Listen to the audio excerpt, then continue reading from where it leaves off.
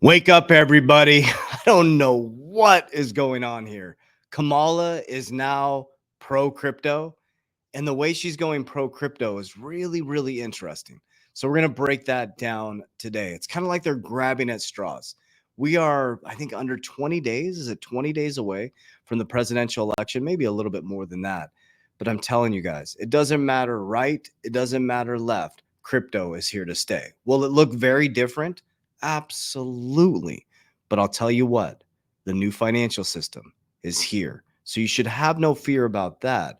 But there is going to be a different look, whether it's right, whether it's left. But the thing we need to understand is that the president doesn't run the financial system, it's much bigger than that. So let's dive in. This is really interesting.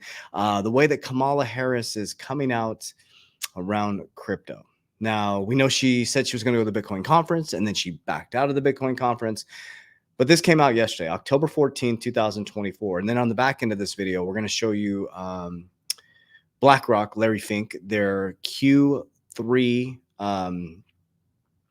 investor meeting, whatever. And I'm going to break down some what he says, talks about it doesn't matter who is president, right? So we're going to break that down. So Kamala Harris, to back crypto regulation framework in speech today, campaign says the vice president, Democratic nominee, has not said much about crypto during her abbreviated campaign so far, but now she is. Okay, this is really interesting.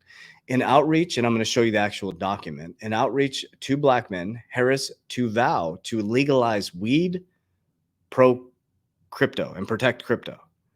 Like, I'd love to hear your comments down below. It's just weird. Like, why can't that just be in general for humanity, right? Hey, I'm going to legalize weed and pro crypto. Like, I just think that's weird. I think that's an interesting way to come towards crypto or to support for crypto.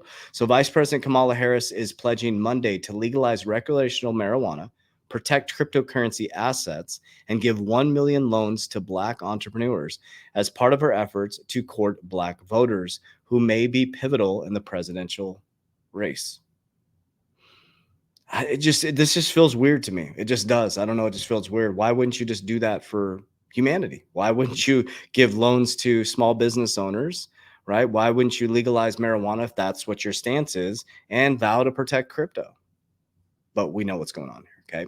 So let's go a little bit deeper. This is the actual document here. Vice President Harris will deliver for Black men. She will provide the tools to Black men to provide wealth, support their families, and lead in their communities.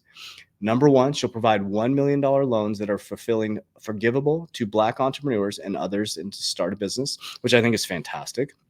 Champion education, training, mentorship programs to help Black men get good paying jobs in high demand industries. I think that's fantastic. Supporting regulatory framework for cryptocurrency and other digital assets so Black men who invest in and own these assets are protected. Why don't you protect all of us? Like, what?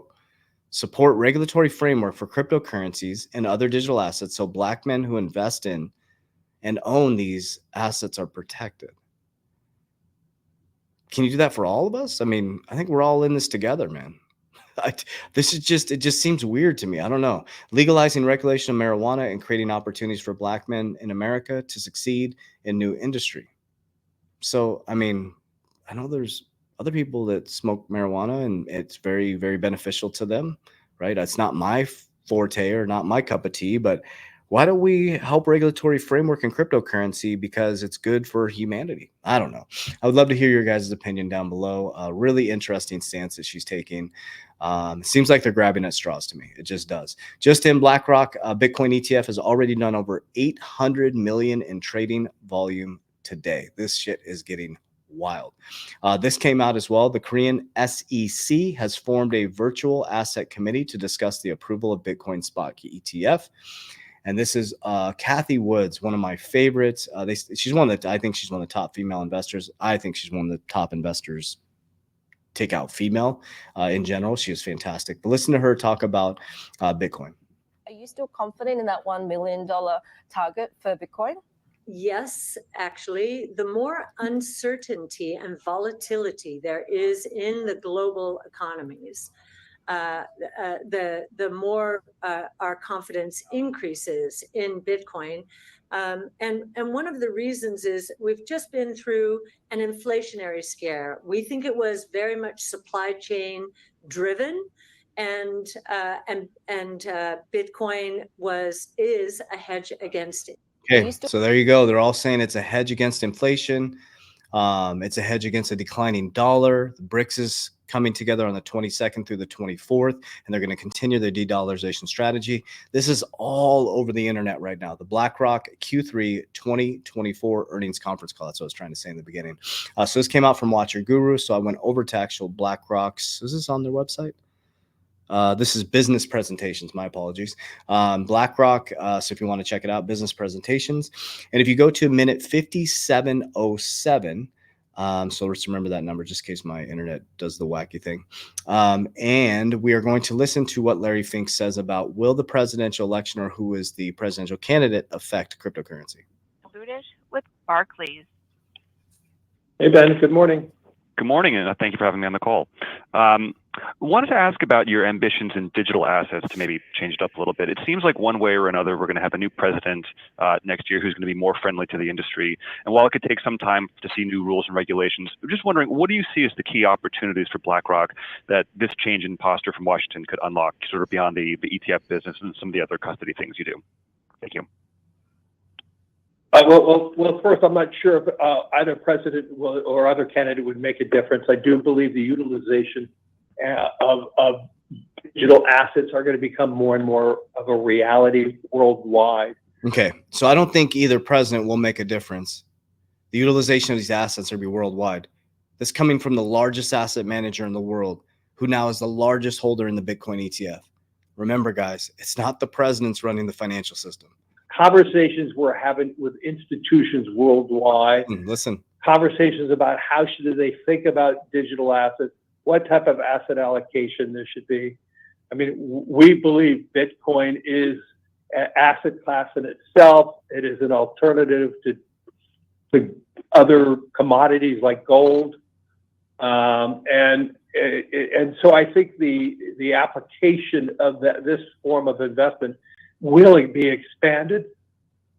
Two, the role of Ethereum as a blockchain can grow dramatically. So if we can create more acceptability, more transparency, more analytics related to these assets, then it will be expanded. But I truly don't believe it's a function of regulation, of more regulation, less regulation.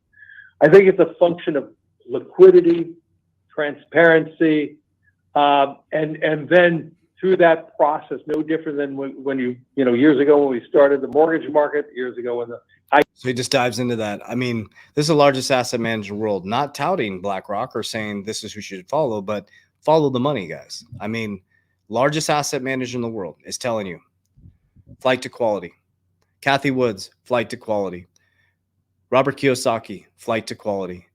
You got people like Gary Cardone, Grant Cardone's brother. He's all in on Bitcoin, right? There's some big money moving into these industries, guys, or moving into this asset class, excuse me. It has now become a legit asset class. It is now going to be part of the normal financial system. Okay, I told you guys, he mentioned Ethereum. Bitcoin, Ethereum, and XRP will be the big three. I'm not saying that's what you should invest in. I'm telling you, those will be the big three. Bitcoin will be a store of value like gold. Ethereum is infrastructure. People will be building on Ethereum. Institutions will be building on Ethereum. And XRP will be a fast, low cost payment system. They will innovate and change the liquidity within the banking system. Okay. XRP, there's a reason why the SEC, why it's been going on for 4 years. It makes no sense for this case to be going on this long, other than they're stalling so that they can get their shit together because they got caught with no swim trunks on as the tide went out. Warren Buffett. America got caught with their pants down, guys. There's meetings happening on October 22nd to 24th in Russia with BRICS about de-dollarization, about the dominance of the West. And if they start dumping our treasuries back on us, and they get together and they start dumping the US dollar, just like Russia, because Biden put all these sanctions on them, went down from 70% use of the US dollar down to 20%. It's rumored they're down to 0%. If they start backing off and they start dumping the US dollar back on us, we're going to go into massive inflation, guys. So that's why Larry Fink switched his tune in 2023 to now it's a risk on, risk off asset. It's a flight to quality. Excuse me.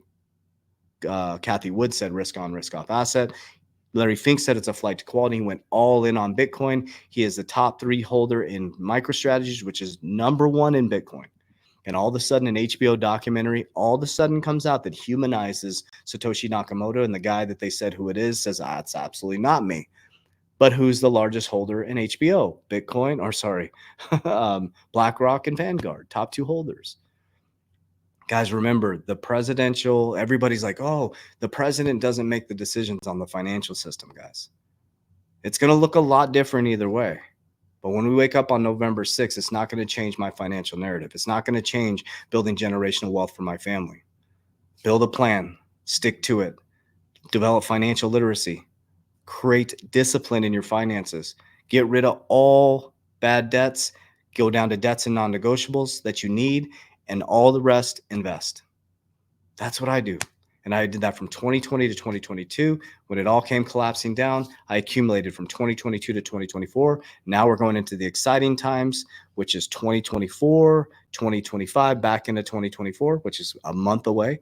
2025, crypto is going to go up. I'm pulling, bring it down. I use tier 1 capital. I use insurance. I insure my money. Rule number 1, don't lose money. Rule number 2, don't follow rule number 1, Warren Buffett. So I max fund my policies.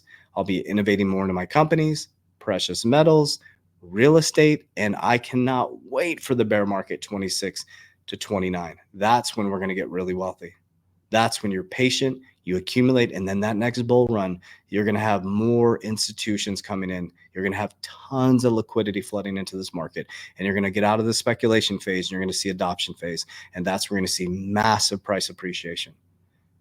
The big 3 will be Bitcoin, Ethereum, and XRP, and all the rest will be working to survive regulation.